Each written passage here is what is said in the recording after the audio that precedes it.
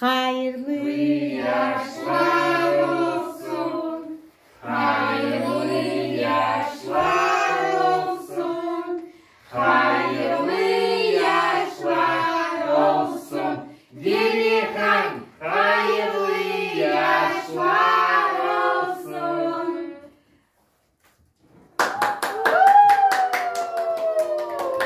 Hayırlı yaşlar olsun. Hayırlı Hayırlı yaşlar olsun. Hayırlı yaşlar olsun. Güzelcik op. Op Gerikan. Yavaş Gerikan yavaş. Götürme.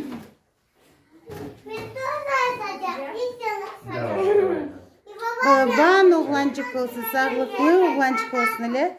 Gerikan bugün 8 yaşını doldurdu. Öyle kızım. Kaç yaşını doldurdu?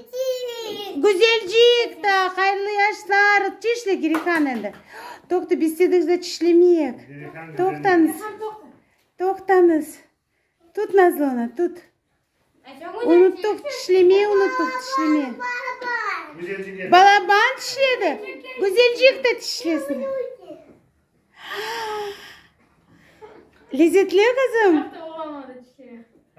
Lezzetli. Lezzetli tatlım. Lezzetli. Klas. Hayırlı yaşlar olsun.